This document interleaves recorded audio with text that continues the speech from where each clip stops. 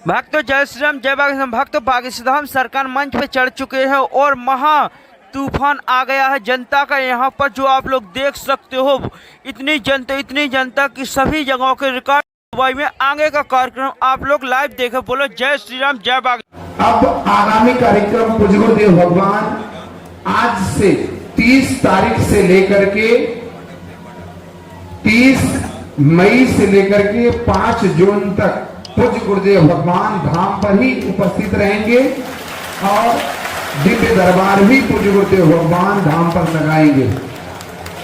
जो प्रेत सरकार का महादिव्य दरबार 15 जून को था, वो दिव्य दरबार अभी 1 जून को भी पूज्य गुरुदेव भगवान प्रेतराज सरकार का महादिव्य दरबार धाम पर लगाएंगे।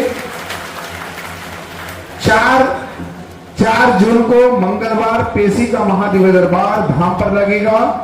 11 जून को मंगलवार पेशी का महादिव्य दरबार धाम पर ही लगेगा। पेशी का महादिव्य दरबार 11 जून, प्रेतराज सरकार का महादिव्य दरबार 15 जून को भी बागेश्वर धाम सिद्धपीठ आश्रम पर लगेगा। पूज्य गुरुदेव भगवान कल यानी 31 तारीख को पूज्य गुरुदेव भगवान यहीं पर सायंकालीन में ही दिव्य दरबार लगेगा, क्योंकि सुबह में धूप ज्यादा है, गर्मी भी ज्यादा है, तो इस वजह से दिव्य दरबार सायंकालीन में दिव्य दरबार लगेगा। कल भी पूज्य गुरुदेव भगवान दिव्य दरबार यही पंडाल के बाहर ही, दरबार हॉल के बाहर दिव्य दरबार कल पूज्य गुरुदेव भगवान लगाएंगे। सायंकालीन 6 बजे के बाद दिव्य दरबार लगेगा। 1 तारीख को शनिवार पेशी का महादिव्य दरबार लगेगा। 2 तारीख को भी दिव्य दरबार, 3 तारीख को दिव्य दरबार, 4 तारीख को मंगलवार पेशी का महादिव्य दरबार लगेगा। 5 तारीख को पूज्य गुरुदेव भगवान के द्वारा सिद्ध और अभिमंत्रित भभूति पुनः जो भी भक्त आज भभूति प्राप्त कर लेंगे, उन सभी से अनुरोध है कि 5 तारीख को आपको भभूति के लिए अंदर नहीं प्रवेश करना है। जो भक्त आएंगे उनको भी भभूति प्राप्त हो सके, तो 5 तारीख को भी पूज्य गुरुदेव भगवान भभूति वितरण करेंगे।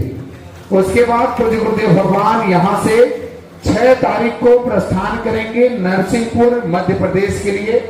नरसिंहपुर मध्य प्रदेश में होने जा रही 5 दिवसीय श्री हनुमंत कथा के लिए पूज्य गुरुदेव भगवान यहाँ से प्रस्थान करेंगे। 6 तारीख से लेकर के 10 तारीख तक नरसिंहपुर मध्य प्रदेश में ही पूज्य गुरुदेव भगवान रहेंगे। वहां भी हम सभी को श्री हनुमंत कथा जो भी श्रवण करना चाहते हैं वो वहां के नजदीकी हैं, तो पहुंच करके 5 दिन तक हनुमंत कथा भी श्रवण कर सकते हैं। और 1 दिन का दिव्य दरबार भी 8 तारीख को वहां दिव्य दरबार भी पूज्य गुरुदेव भगवान लगाएंगे। 10 तारीख तक कथा करने के बाद पूज्य गुरुदेव भगवान रात्रि कालीन में वहां से चल करके सुबह में यहां पहुंचेंगे और सुबह 9 बजे से ही दिव्य दरबार पेशी का महादिव्य दरबार, मंगलवार पेशी का महादिव्य दरबार बागेश्वर धाम सिद्धपीठ आश्रम पर पूज्य गुरुदेव भगवान लगाएंगे। उसके बाद 12 तारीख, 13 तारीख और 14 तारीख को पूज्य गुरुदेव भगवान 3 दिवसीय दिव्य दरबार भी बागेश्वर धाम सिद्धपीठ आश्रम पर पुनः 3 घंटे का महादिव्य दरबार। जब भी पूज्य गुरुदेव भगवान धाम पर उपस्थित रहते हैं तब 3 घंटे का महादिव्य दरबार लगाया जाता है। तो उसी के कड़ी में पूज्य गुरुदेव भगवान 12, 13, 14 तारीख को पेशी का महादिव्य दरबार लगेगा और शनिवार प्रेतराज सरकार का महादिव्य दरबार 15 तारीख को पूज्य गुरुदेव भगवान धाम पर ही लगाएंगे। उसके बाद 16 तारीख को पूज्य गुरुदेव भगवान यहां से अपने जो परिवार हैं 150 परिवार जो यात्रा पर, अभी रामेश्वरम की यात्रा पूज्य गुरुदेव भगवान अपने परिवार के साथ किए, जो लोग उसमें पहले से ही आपको अपने नाम कार्यालय पर जाकर के लिखवाना होता है।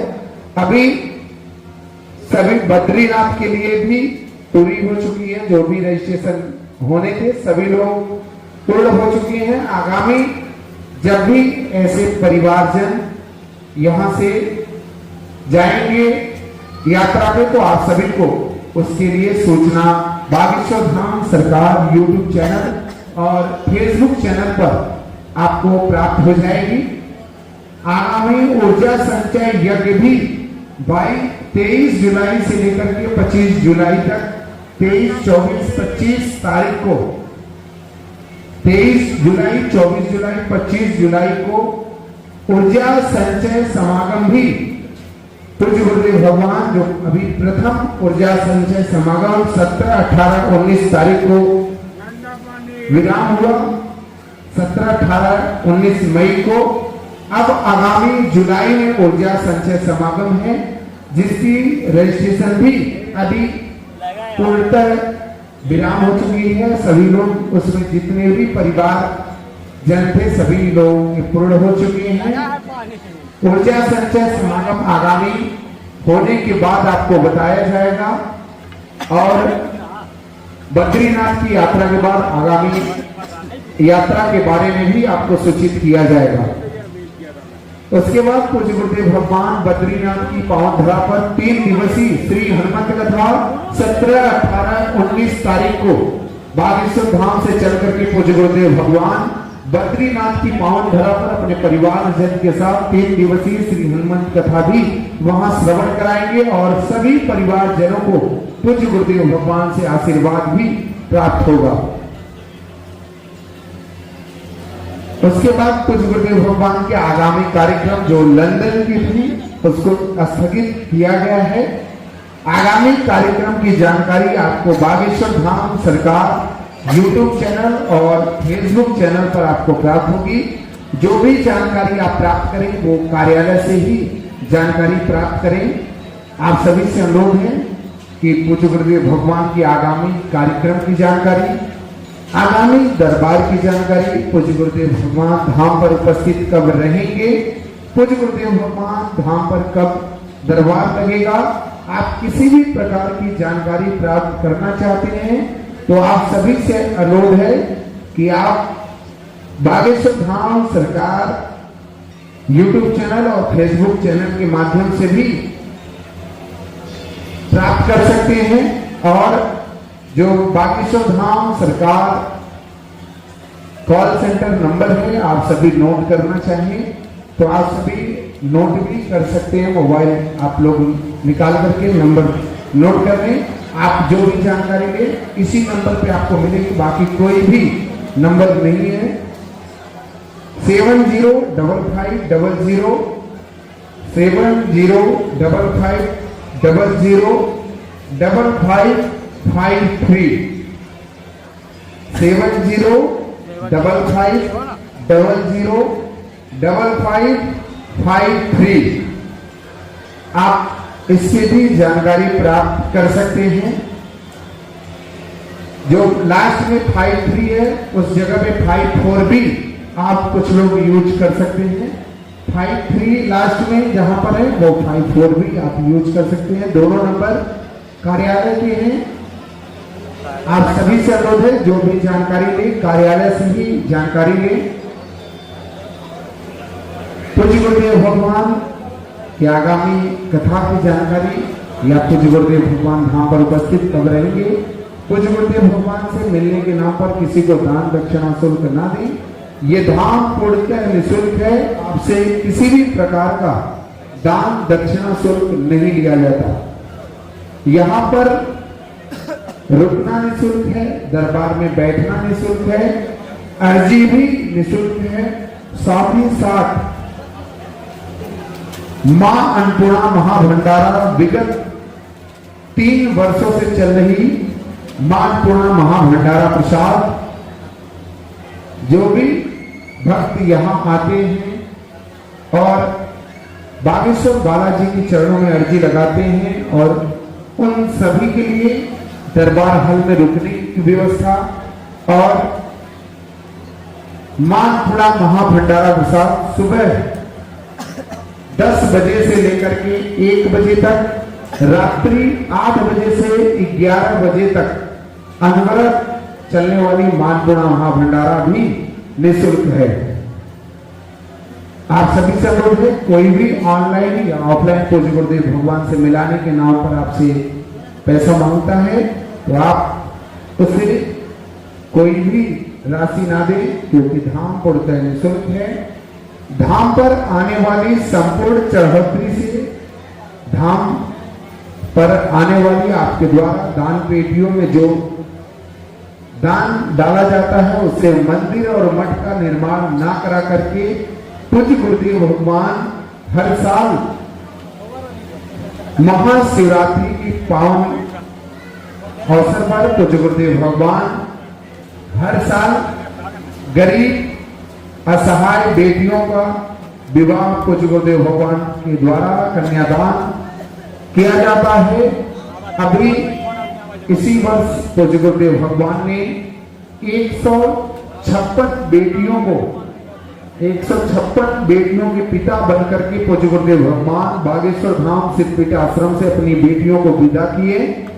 उसी दिन पूज्य गुरुदेव भगवान ने संकल्प लिया कि इस बार 151 नहीं, 201 भी नहीं, 251 कन्या विवाह कराने का संकल्प पूज्य गुरुदेव भगवान ने लिया है। जो कन्यादान संकल्प से जुड़ना चाहते हैं वो कार्यालय पे जाकर के इसकी जानकारी प्राप्त कर सकते हैं। कन्यादान महादान माना गया है, तो आप कन्यादान के संकल्प से, क्योंकि आप सभी के सहयोग से ही उन बेटियों को यहाँ से विदा किया जाता है, तो आप सभी से अनुरोध है कि उसमें सहभागी बनना चाहते हैं तो आप कार्यालय पे जाकर के कन्या विवाह और कन्यादान के लिए संपर्क कर सकते हैं।